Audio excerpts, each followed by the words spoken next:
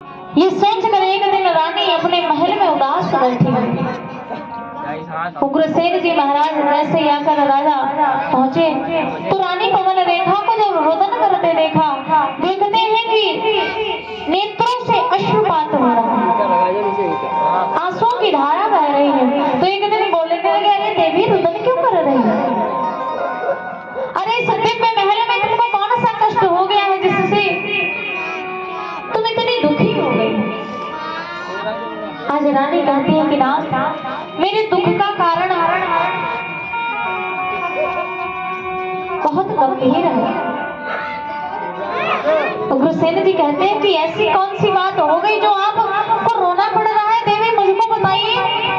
कहने लगी, प्रभु हे नाथ, विवाह के इतने वर्ष व्यतीत हो गए हैं, मेरे मन में ये विचार है, ये ग्लानि है कि अभी तक मैंने आपके वंश को आगे बढ़ाने के लिए अपने कोख से किसी बच्चे को जन्म नहीं दिया। ये सोच कर मैं रुदन कर रही हूँ, रो रही हूँ।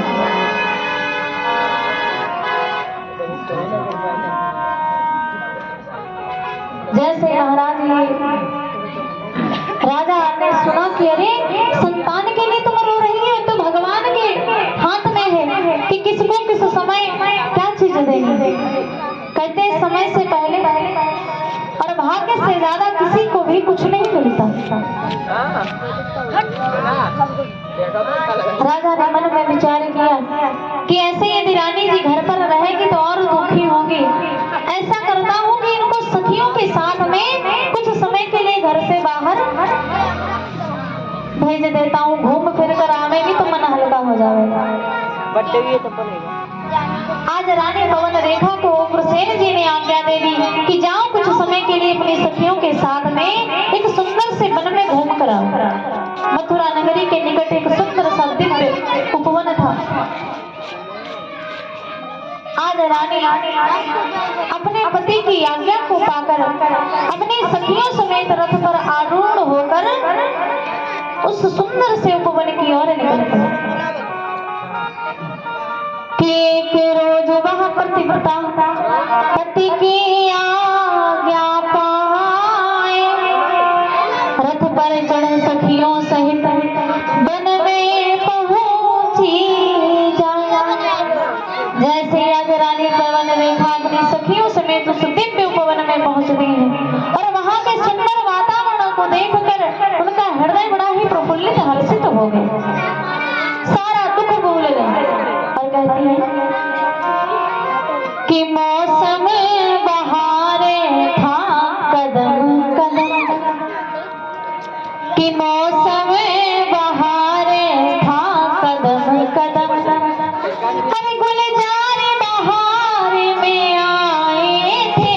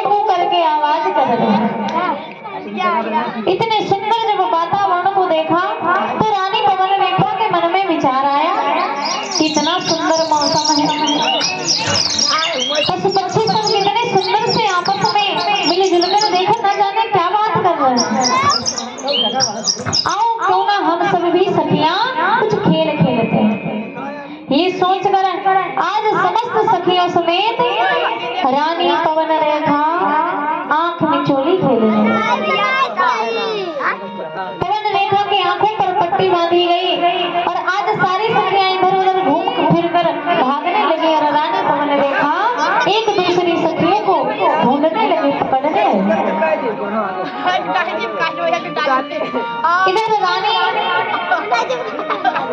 पवन रेखा समस्त सखियों के साथ में खेल रहे थे। उधर क्या हुआ महाराज?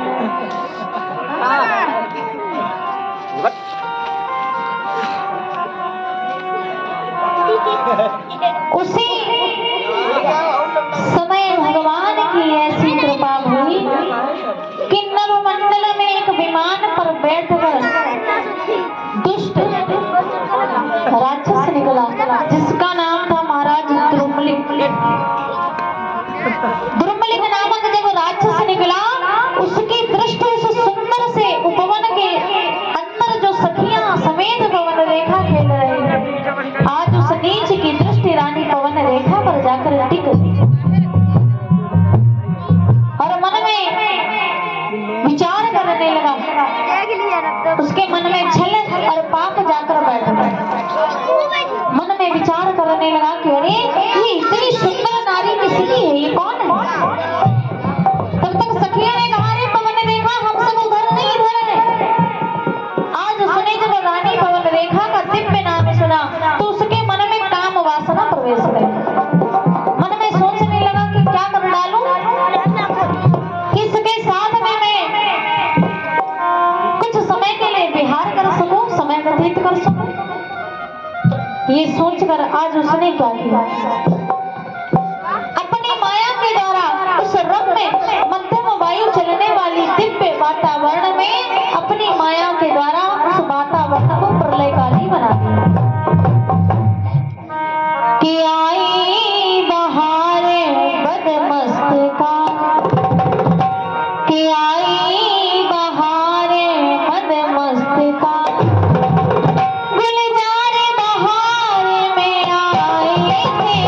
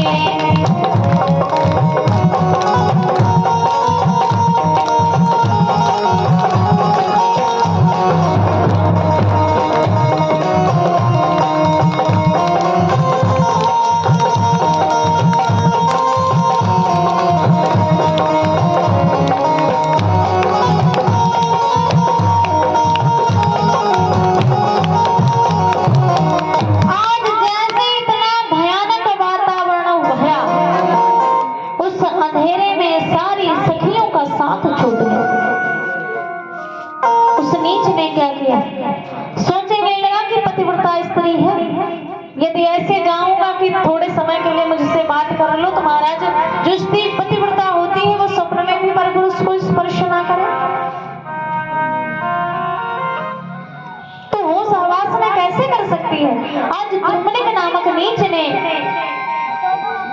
अपने रूप को छिपाकर पवन रेखा के पति अर्थात उग्रसेन जी का रूप रख लिया। उग्रसेन जी का रूप रख कि उग्रसेन का रूप रख द्रुमलिक नामी नीच रानी के निकटस्थ हो काम भागे कासीच। आज इस नीच ने द्रुमलिक ने राजा उग्रसेन का रूप रख लिया। उग्रसेन के रूप को रखकर उस अंधेरे में पवन रेखा की जो सखियां हैं वो सब इधर उधर बिखर गई हो गई। आज पवन रेखा सारी सखियों को ढूंढती घूम रही उस अंधेरे में। इधर द्रुमलिक नामक नीच जो है जाकर पवन रेखा के निकटस्थ पहुंच गया। इधर पवन रेखा ने जब सखियों को बुलाया तो कोई सखियां की जब आवाज न आई तो पवन रेखा मन में घबराने लगी, हाय हाय भगवान, इस अनजान वन में मैं अकेली क्या करूंगी? यदि कोई जानवर आ गया तो उससे मैं कैसे बच पाऊंगी? ये सोचकर महाराज घबराने लगे। पीछे से उसको वही मौका मिल गया और जाकर पीछे से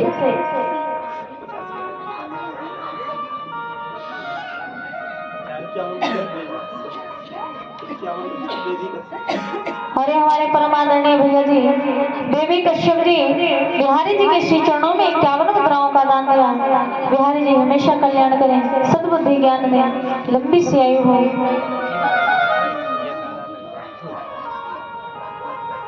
आज उस नीच को वही मौका मिल गया और पीछे से जाकर पवन रेखा से मीठी मीठी बातें करने लगी। पवन रेखा ने जब पीछे मुड़कर देखा तो देखती है कि अरे स्वामी, आप तो वन में, आपको तो मैं महल में छोड़कर आई थी, फिर आप वन में कैसे आ गए? और दौड़कर रोने लगी और चिपक गई।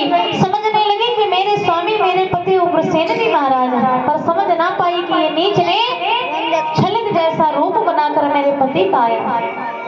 आज उस नीच ने भी क्या किया? पवन रेखा को जब रोता देख तो मीठी मीठी बातें करने लगा कि बोला ओ प्रिय रुदन मत गए, हाजिर है तेरा रखवाला।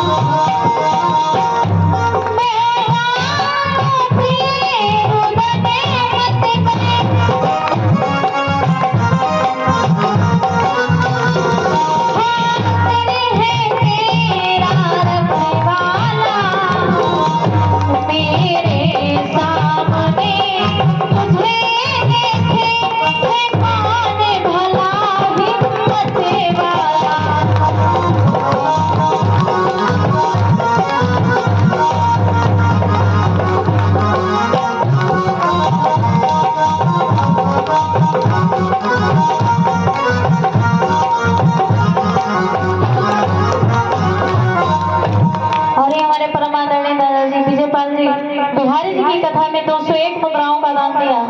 बिहारी जी हमेशा कल्याण करते रहे, मंगल कामना। बोले बाटे बिहारी लाल की, श्यामले सरकार की।